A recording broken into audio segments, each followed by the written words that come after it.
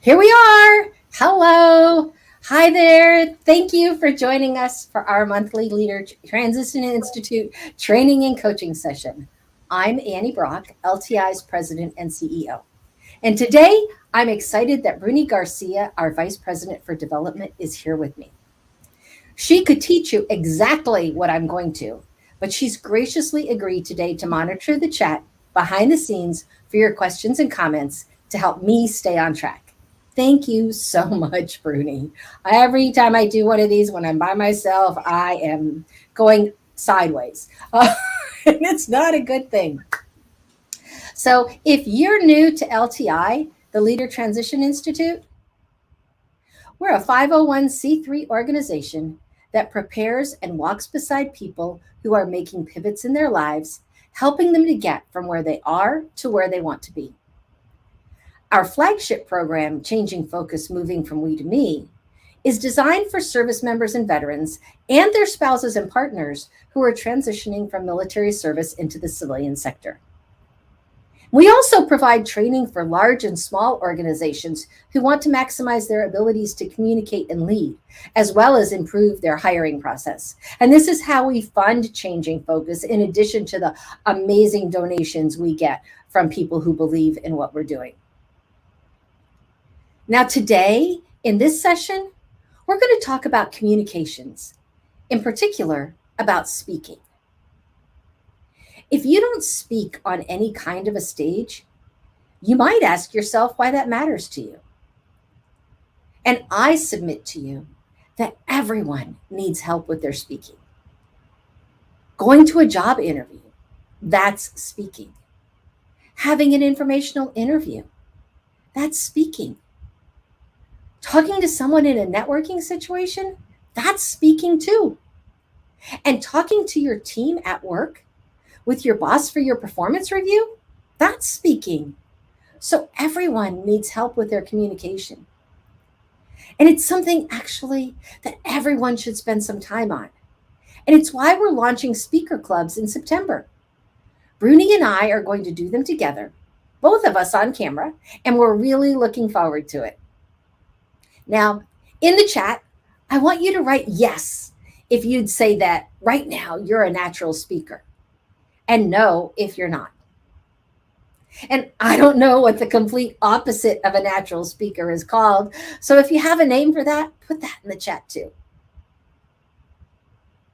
Now, many people don't like the idea of speaking, but if you think about your communication skills and the history of mankind on this planet, communication skills for everyone are exceptional. They really are. But it's plateaued for most of us. Most people stop developing their speaking skills, but they don't have to. You can keep developing your speaking skills. And that's what I want to look at, how we do that. So let's do a quick exercise. And I'm going to say that if you're driving, please don't do any of the exercises I give you unless you pull over to the side of the road first. For sure, I want you to keep listening. But go back to the recording and do the exercises after you're not driving anymore. And if you're with someone and you can partner with them, I want both of you to stand up right now. If you're alone, stand up and stand behind a chair or where you can reach out to a table and put your hands on a table. And so when you have your partner, stand up and stand obviously with your partner.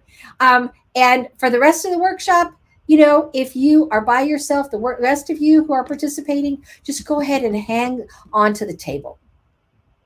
Now, I want you to reach out and hold the hands of the person in front of you. Or if you're alone, as I said, put your hands on the top of the back of the chair or on the table that you're standing in front of. Now, have your feet about shoulder width apart. And the reason you're holding on to your partner or the chair or the table is so you don't fall over. Now, here we go. Do this just lightly, and you're going to be able to let go of them right away. But what I want you to do is to lift your right leg up off the floor. And as soon as you feel comfortable, let go and bounce on your own if you can. Bend your knee up a bit higher. Can you lift it up a little bit higher? Now bring your hands down by your sides, because I know as you're hopping around, you have your hands out like this. Very good. Okay, now I want you to swap legs and try it on the other leg. Just lift your other leg. Okay, very good. Did you notice that when you do something as simple as that, did you notice that the foot that was on the ground was tipping from side to side slowly? You might have good balance, and so the movements were teeny and nearly imperceptible. Some of you are like, whoa, going all over the place. But either way, it's the same process taking part. And what part of you is doing that? Are you thinking about it? Are you thinking, I need to move my foot from left to right in order to balance? Or is it happening on its own? Does anyone think that they're doing it? Or is it your body that's doing it? Just to be sure, let's give your conscious mind something to do while we do it. So look at your partner or grab onto the back of the chair, lift one of your legs up off the floor, and we're going to keep your conscious mind busy by counting backwards from 47 by threes. So 47, 44, 41. You got it? Did you do that? Okay, that's enough. That's enough. Go ahead and take a seat. You can sit down.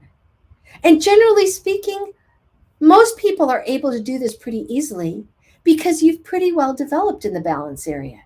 And so you don't need to think about it consciously. Your body does it on its own, doesn't it? Your body takes care of you when you're trying to balance. It's kind of like a reflex, actually. But were you born with this ability? Were you born with the ability to stand up and bounce on one leg? So where does it come from? You have to learn it. And how did you learn it? Go ahead and put that in the chat.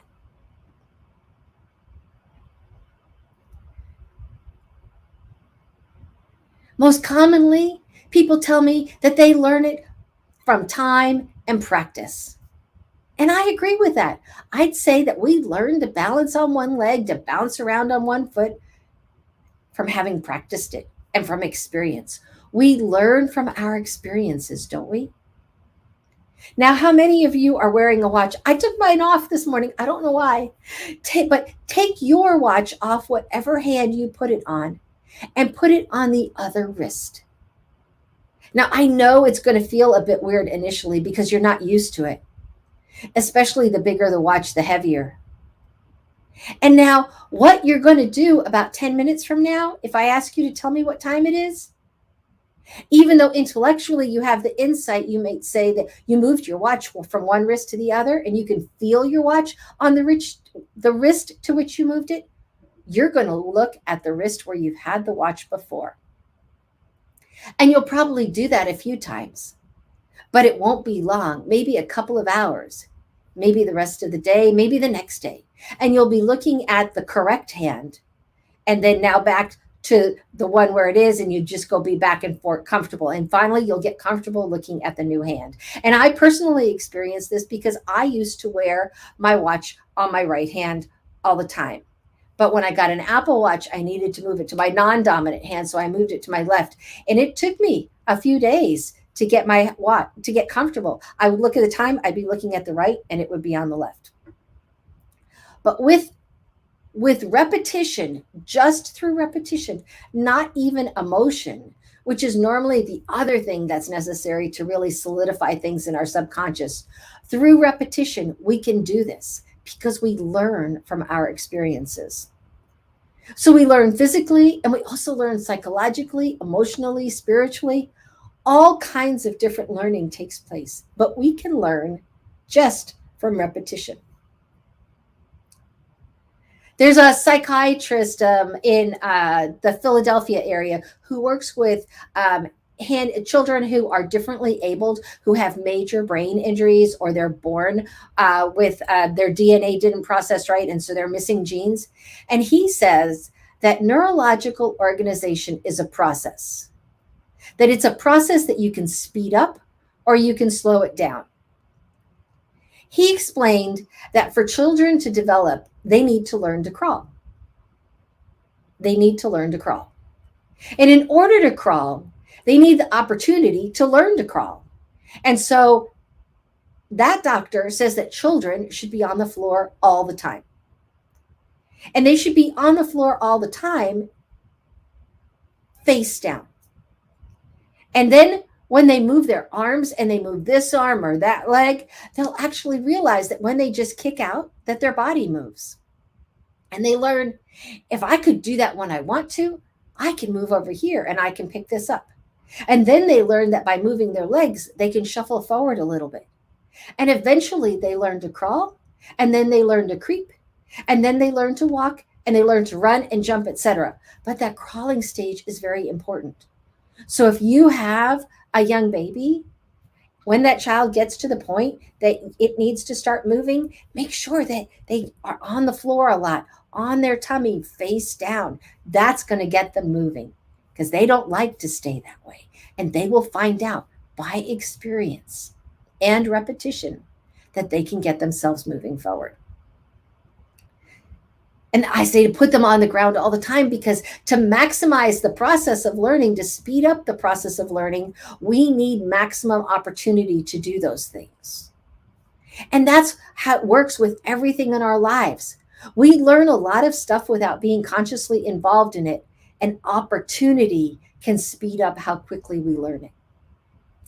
So you could say two key things: that opportunity and repetition are important for learning. So when do we stop learning? Well, have you ever had a cast on your arm or leg? When you got it off, do you remember how that limb had shrunk down? You had to relearn to use it and build the muscle back, didn't you? When you go to therapy and you do repetitive motions. And it really often doesn't take long because generally the motions you're doing aren't new to you. And doctors have found that people who limp because of an injury to one leg or side of their body often develop a changed gait. That's what they call how you walk. So people who limp because of an injury to one leg or side of their body, they develop a changed gait that remains even after the injury has healed. Isn't that amazing? Because their body learns to walk that way. So what I want you to take from this is that we learn through repetition. And sometimes we learn things automatically that really aren't helpful to us and that we may not want, but we learn them anyway. And so what happens if we stop learning? Well, dinosaurs were resistant to change. Their brain wasn't developed in a way that they could learn when their environment changed. They were resistant to change and learning. And guess what? They don't exist anymore. They say that mice were around at the same time that dinosaurs lived on the earth, and they survived. Their brains were such that they could learn and adapt to their changing environment.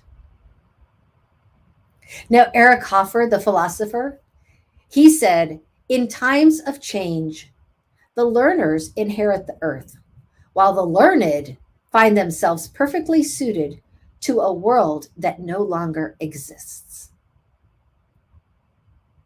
So what I want you to know is that most of us have the wrong information about speaking. We've learned to a certain point, but then we stop. And if we have the wrong information about speaking, it stops us. Actually, we avoid speaking, and then we never develop that skill through repetition. Stephen Hawking said, the greatest enemy of knowledge is not ignorance. It's the illusion of knowledge. That's interesting, isn't it? We think we know, but we don't really know. And that's a problem. We have a conviction in something that's not right. Alvin Toffler put it this way: the illiterate in the 21st century will not be those who cannot read and write, but those who cannot learn, unlearn, and relearn. That's key, isn't it? We need to keep learning. But in order to keep learning, we need to unlearn some stuff that we've learned that got us to where we are. Now, if I showed you a bunch of colored cards with the color words written on them in the color of the card and asked you to read the word on the card, you'd have absolutely no trouble reading them. But if we switched it up so that the color word that's on the card is different from the color of the card, and then I asked you to say the color of the card you're seeing, you'd struggle with it. But if I gave you time to practice, you'd get the hang of it and get better over time. And this is interesting because some of the things that we learn along the way, they get in our way, don't they? And quite significantly sometimes. Even though in one context they can be helpful, in another, they can be really unhelpful. You may have heard that the majority of what we say in words to another person isn't even what they get from us. What sticks with them is the tonality of our voice and what we do with our body while we're saying it. I want you to think about it. If you're talking to someone or you're watching someone talk, are you really paying close attention to what they're saying? Or are you paying attention to how they're standing, how they're moving their hands, their facial expression, the tone of their voice? Sometimes we want to believe what a person is saying, but we don't always trust their body language, do we? So if you want to improve your ability to communicate, where do you think you should invest most of your time for the biggest reward? Body language. But what do we do when we're forced to prepare or we're forced to present? Where do we spend all our time normally preparing? Words. You know, people sit there and pore over over the words for 100% of their preparation time. And all they end up with is a speech they can't remember. There's a lot more that can go wrong under the water. You're so much better off working on your voice and your body language rather than just the words. In fact, all of them together is what works best. Now, if the words are not congruent with the voice and body language, then it looks a little off at least, doesn't it? Or worst case, maybe a little shifty. But if they're all together, if they're all congruent, then people look much more reliable. We can believe what they're saying. And we might even say they're a natural speaker. So, 3 key areas to look at this in a slightly different area. 3 key areas that are important for a speaker to be successful are number 1, knowing the audience. That's critical. You also need know, in addition to knowing your audience, you need to know yourself and know your stuff. So the speaker or the message, the speaker or the messenger, the message and the audience are all important. But which is the most important, do you think? The audience, right? Who decides whether what you said was successful? It's the audience, isn't it? So who is our audience? How can we connect with them? What problems do they have? Are we interesting to them? And not do we think we're interesting, but are we interesting to the audience? Are we credible to the audience? And is what we're talking about relevant to them? All of those things are important considerations. And then the message as well. Is it interesting? Are we using stories and examples? Humor? Is it exciting? Is it efficient? All of those things are really important. And probably this is the area where we spend the most time with people because body language and voice, the audience, knowing thyself, those things do take time and information can help a lot with that. But it really takes more time to be really impactful when we help people learn their stories and focus on their stories. Everyone has a story. Everyone has a story. And probably a story that the world could well benefit from.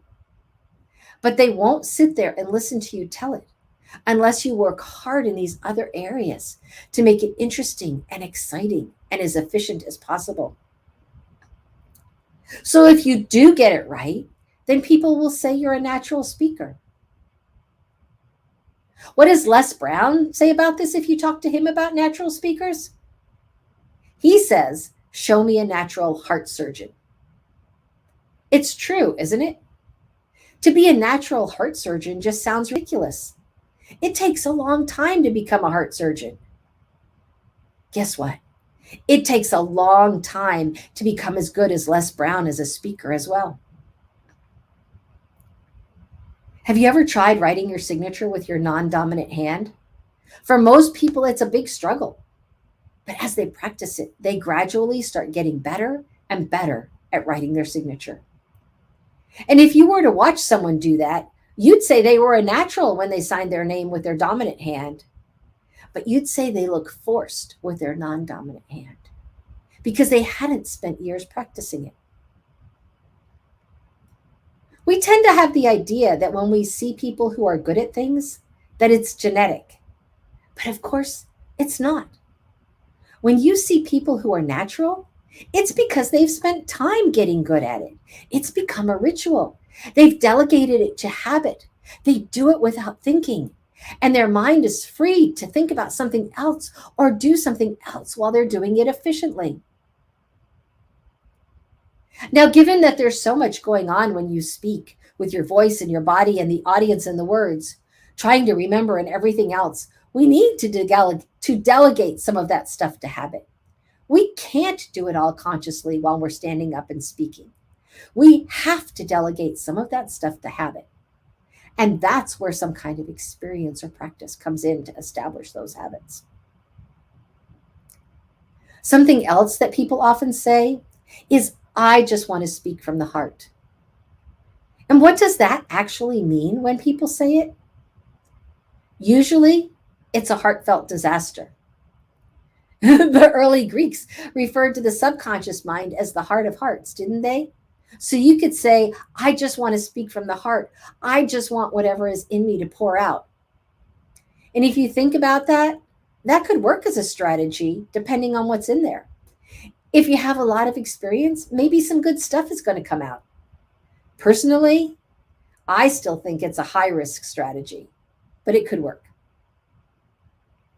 Roddy Galbraith, our Maxwell Leadership Speaking mentor, once asked John Maxwell about this, and he said, let me tell you what I think about speaking from the heart.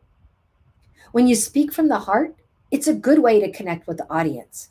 It's a great way to connect with the audience because you're vulnerable, you're real, and people like that. The trouble is, if you've been speaking for 5 minutes and no one's taking any notes, you're not serving the audience, are you? You're not coming out with good stuff. So it doesn't really work as a strategy for most people most of the time. And Roddy said to John as a follow-up, well, that's interesting. When I see you speak, the bit that I enjoy most is sometimes when you seem to put your presentation to one side. You stop and then you play with the audience and interact with the audience. It seems to be intuitive. And John replied that he likes that too, playing with the audience. And he said he thinks that's what really separates really great speakers from other speakers. And he said the interesting thing is that he didn't do it for his first 15 years as a speaker. For 15 years, he stuck to the plan of what he'd set out. And only after that time did he feel that he could interact with the audience. And even now, after all the years of speaking that John Maxwell has done, do you know how much of his time he interacts with the audience? 10%. Just 10% of the time when you see him say, oh, I've always wanted to be that, or remember that from, or unbelievable, he does that in a really cool tone of voice. It's only 10% of the time. The rest of what he says is planned out and practiced and prepared. He goes over it, even as experienced as he is. Now, if you think that anyone could speak from the heart, it would be John, wouldn't it? But he doesn't. He practices and prepares because he's on that level. He's a professional.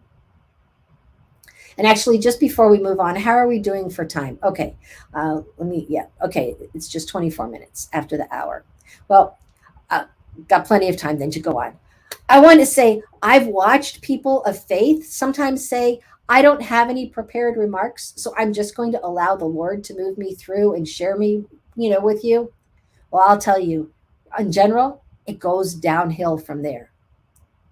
And what would happen if somebody took that same approach with the piano and said, you know what? I'm a person of faith. I'm just going to stand here and I'm just going to play music and give them the music that they need right now. Do you play the piano? No. Have you practiced playing the piano? No. How likely is that what they need is going to come out? Zero.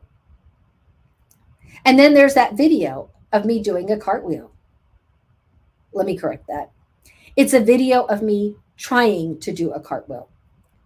I decided over a week before my birthday that I was going to do a cartwheel that day. I hadn't done one in decades, but I was going to do one on Sunday, August 21st. My mind had been made up for over a week. I had thought about it for a long time. I could see it in my mind. I could see myself doing a nearly flawless cartwheel, and my family was going to be amazed. And you saw what happened. It's exactly the same as speaking. Just because you want to give a speech or excel at a job interview doesn't mean you can speak and command an audience's attention without practicing and preparing. And Roddy asked John about this as well. He said, when you prepare a presentation, do you ask God for help? He said, yeah, I do. But I make sure I go to him having done my best first. So I prepare all I possibly can. I make sure I've got John's best. And when I've got John's best, then I ask God for help, whether it's throwing it all out or just making minor changes. Normally it's just minor changes, but John doesn't ask God for help without doing his best first. So speaking from the heart, I'm not so sure that's a good strategy. And certainly not if you don't have a great deal of experience to draw upon. Okay, one other thing that's interesting about speaking from the heart is this. 400 years ago, Miyamoto Musashi said, you can only fight the way you train. You can only fight the way you train. Put another way, you can only speak the way you practice. You can only present the way you prepare. So if you're going to speak standing up, don't practice sitting down. If you're going to speak out loud, don't practice in your head. If you're going to use words, don't practice on paper. Try and get as close to the real thing as possible. So practicing out loud minus the real thing, I think, is the best way you could prepare. Even though it takes a reasonable amount of inertia to overcome sitting down and standing up and doing it when there's no audience. It's the best way to get good really quickly. It really is. Excuse me. And most people complain to me that they enjoy an audience much more. And I get that. I do.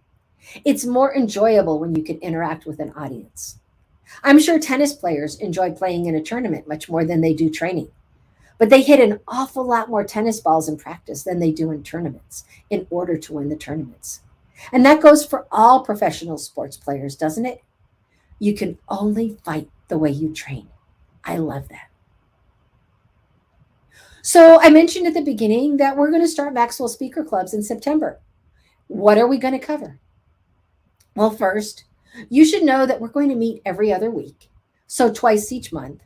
And you can come on Wednesdays at noon Eastern Time or on Thursdays at 3 o'clock p.m. Eastern Time, whichever works best for you. At each meeting, we'll have a recorded lesson from John Maxwell where you'll learn about speaking, but also about leadership. You'll learn about the power of stories, how to build stories on top of stories, how to take people on a journey when you talk. You'll learn about making your stories interesting and memorable, how to have fun, and to use pauses. Pauses are words. And when you learn to use them well, they'll be powerful. You'll learn about body language, how to create hunger in people so that they want to hear more, and how to speak from your heart. You're going to receive all of this for $19 a month, or $197 if you pay annually. So that's what we have. What's the competition? Well, there are speaker training classes with very high fees. They're for a set amount of time, and then you're on your own. And there's Toastmasters, which is about $100 a year, and your training is provided by the members of your club, who are hopefully more experienced than you are.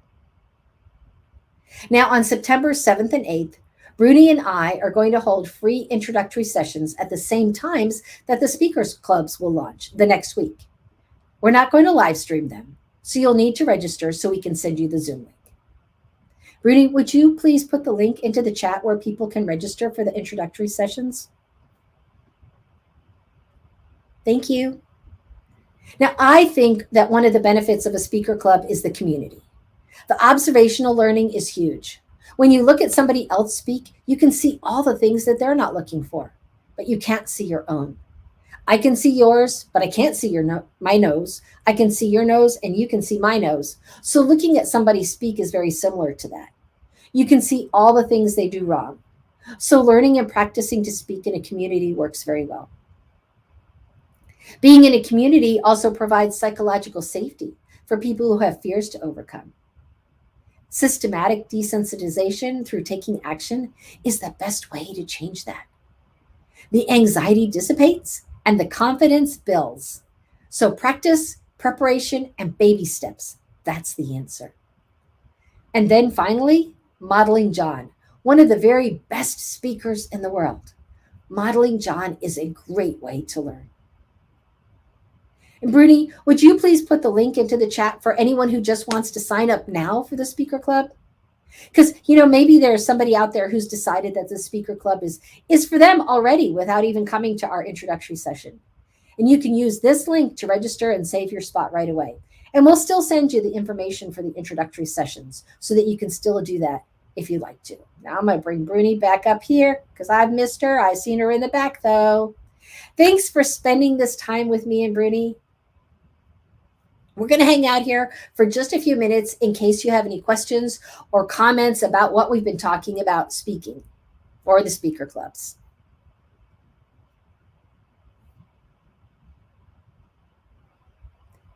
Bruni, I've looked outside in my eye and my peripheral vision, and I've seen you've been chatting a little bit with some people. Yeah.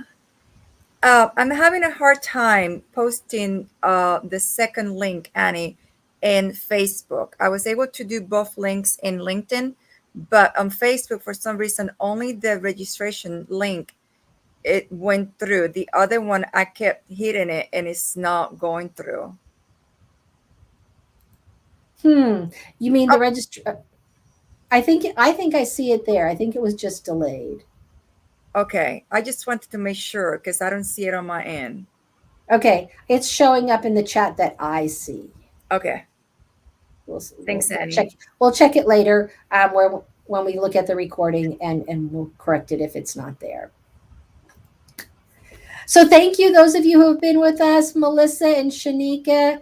And Leah Kilpatrick has a question. Yes, the speaker clubs start on the 14th and 15th of September. The introductory sessions will be on the 7th and 8th. The Wednesday sessions will be at noon Eastern time. The Thursday sessions will be at 3:00 p.m. Eastern time.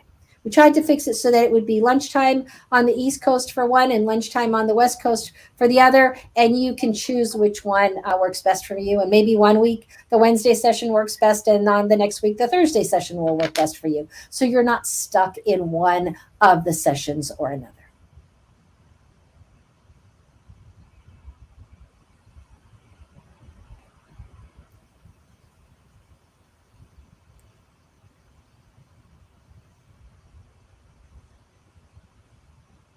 Okay. I think we're good. If anybody has any more questions or comments, please put them in the chat. We'll come back and we'll monitor the chat from this post to make sure that we answer all of your questions. Thank you so much for spending some time with Bruni and me today. Hope you have a great rest of the day. Thank you, and bye-bye. Bye, everybody.